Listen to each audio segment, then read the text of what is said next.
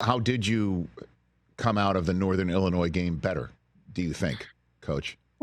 Yeah, there's schematic things that you have to improve. And I think what happened probably more than anything is week one, some of the issues that we had were masked behind a big win over Texas A&M and kind of got exploited week two versus Northern Illinois. And so we had to fix some schematic things. But more than anything, I said there's a greater lesson to learn here. And that's the right way to handle success and the right way to prepare. And you could prepare physically for an opponent, but you have to prepare the right way mentally and understand that you can lose to anyone. And that's something I tell our team and myself all the time is don't ever think that you can't lose to anyone. And that's the approach that we have to have each week and, continuously get better as we've done all season. How has Riley Leonard helped in this regard, do you think, this year?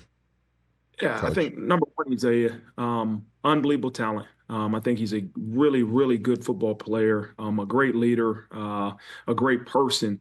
But I think what Riley has learned from week one to week two is there's nobody else that emulates the head coach of Notre Dame football than the starting quarterback of Notre Dame football. And he was at the highest of highs and the lowest of lows in 2 weeks. But I think he learned to block all that out, right? Is the praise, the criticism really doesn't matter to you going out there and doing your job. And you can't fear making a mistake. And I think that's where I've seen his biggest growth. And yes, the intentional meetings with Mike Denbrock, our offensive coordinator, make sure we're always on the same page. But there's a confidence you got to have as a quarterback that can be unshakable. And I've seen him grow in that area more than anything is that, you know what's the worst thing that happened? You could throw an interception. I've heard him say all the time, like, you're the starting quarterback at Notre Dame.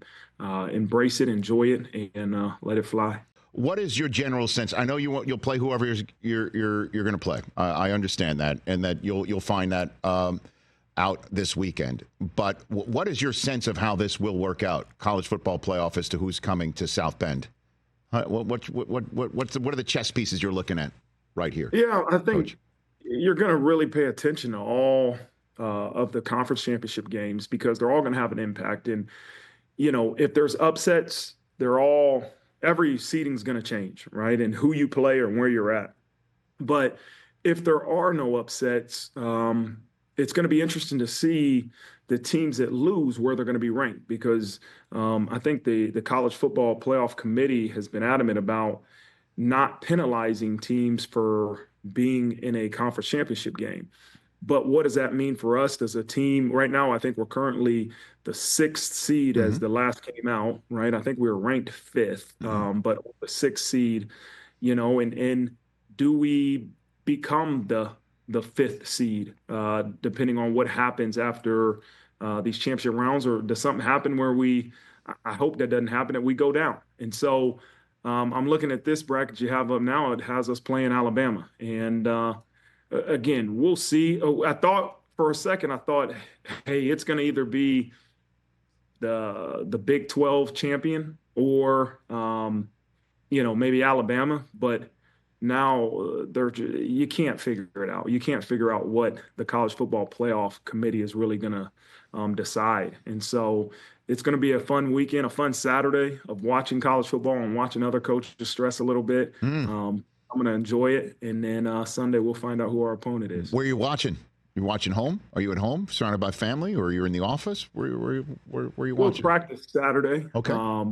I don't know what time I'll get out of the office. If I can go home and maybe watch a game with my kids, I will. But I know a lot of our players have talked about getting together here at our football facility and watching some of the games together. So if that's the case, then I'm pretty sure I'll be around those guys. And it's entirely possible, as I mentioned, it could be an all Indiana first round too, right?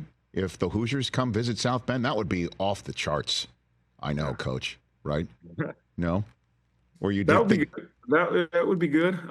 That would be, great for college football. But, this weather, we got to use this weather as a home field advantage, and so maybe a team that's coming from 50, 60, 70 degree weather coming to snow, then that's truly going to be a home field advantage. Okay. I like it. I like where you're going. I like it very much. Terrific, Coach. And if you're, if the other way happens and Indiana comes in there, you could just Google them. You know that? You could just Google them to check out who they are, right? I like how you got that in there. That's good. Catch the Rich Eisen Show every single day on the Roku Channel, 12 to 3 Eastern, for free.